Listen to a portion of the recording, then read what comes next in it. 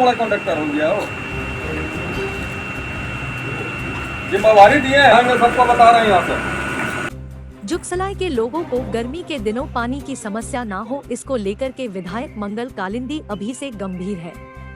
इसको देखते हुए शुक्रवार को उन्होंने नगर परिषद क्षेत्र अंतर्गत वाटर फिल्टर प्लांट का निरीक्षण किया।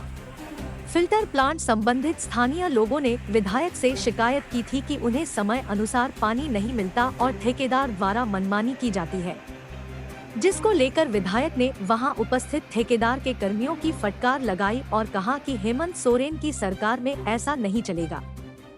जनता की हर समस्या को गंभीरता से लेना पड़ेगा, नहीं तो ठेकेदार पर कार्रवाई की जाएगी। विधायक ने मौके पर ही पेयजल मंत्री मिथिलेश ठाकुर को फोन कर वस्तुस्थिति से अवगत कराते हुए ठेकेदार की भी शिकायत की। उन्होंने फिल्टर प्लांट में और 4 मोटर लगाने की बात कही।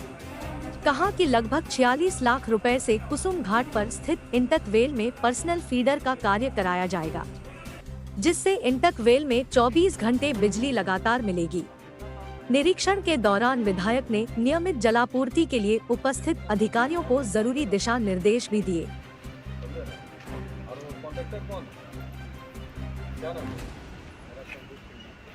हमारे शिकायत भी है कॉन्ट्रैक्टर का, यही कारण से जो है आज इसका हम लोग निरीक्षण भी करने आए हैं।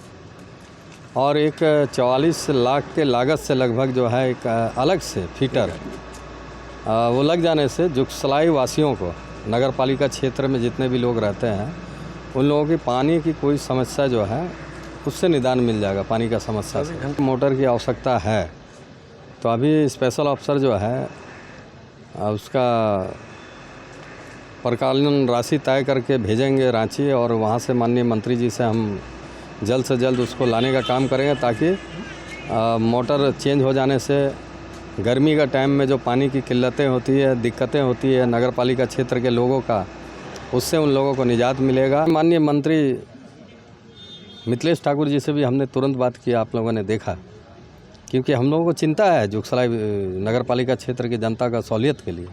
इसीलिए माननीय मंत्री जी से हमने बात किया कि इसके ऊपर में कानूनी कार्रवाई किया जाए।